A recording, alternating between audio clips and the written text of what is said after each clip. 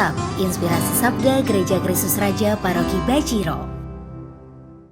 Bapak Ibu, saudara-saudari, rekan-rekan muda dan anak-anak yang terkasih, kembali berjumpa dengan kami dalam Insaf, Inspirasi Sabda Paroki Bajiro.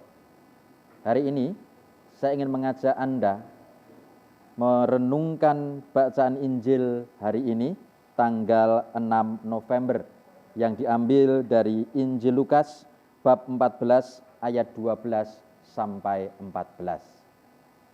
Saya akan membacakannya untuk Anda.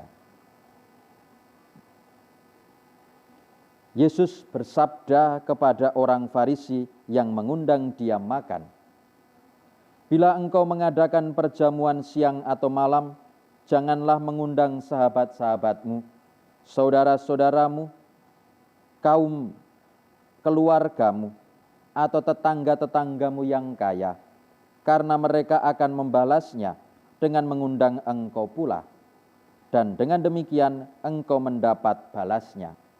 Tetapi bila engkau mengadakan perjamuan, undanglah orang-orang miskin, cacat, lumpuh, dan buta, maka engkau akan berbahagia karena mereka tidak mempunyai apa-apa untuk membalas engkau. Sebab engkau akan mendapat balasnya pada hari kebangkitan orang-orang benar." Demikianlah sabda Tuhan, terpujilah Kristus.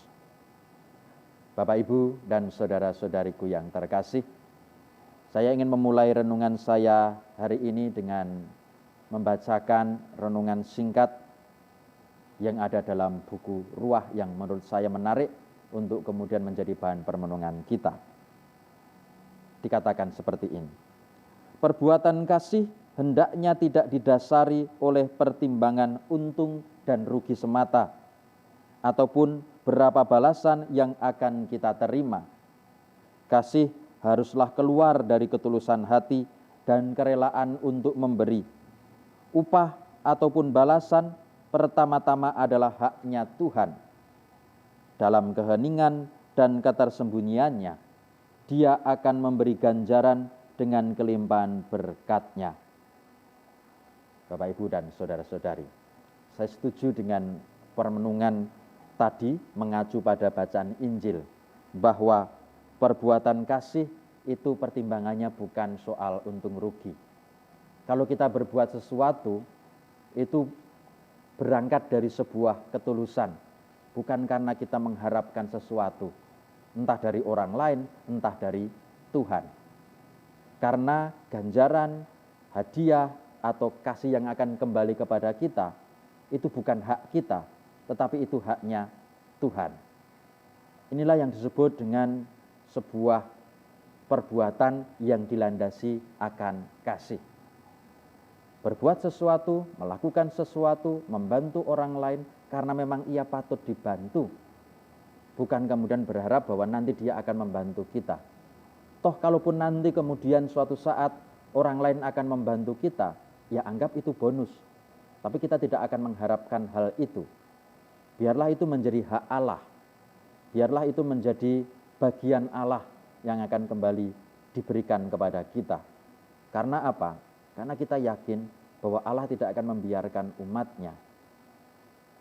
Ketika kita membutuhkan sesuatu, Tuhan pasti akan membantu kita, tidak perlu kemudian kita pernah berbuat kasih atau tidak.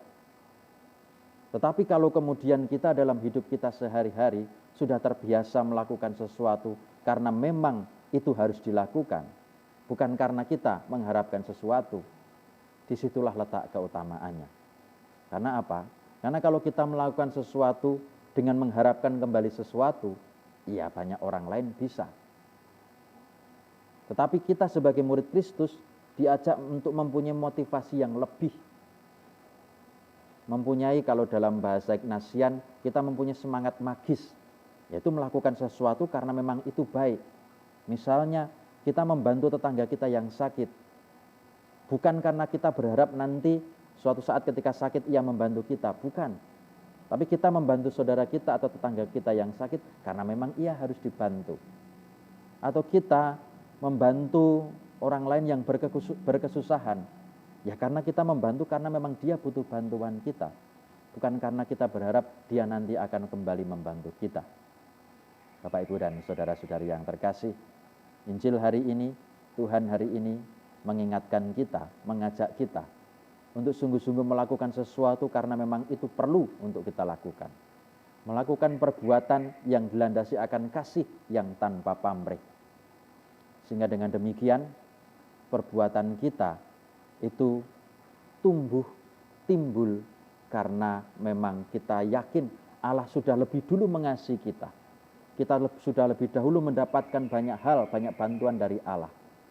Maka kalau kita sungguh menyadari bahwa hidup kita selalu dibantu oleh Allah, hidup kita sudah dikasihi oleh Allah, kita tidak akan sulit untuk kemudian juga berbuat kasih kepada sesama. Berbuat sesuatu karena memang itu perlu untuk dilakukan.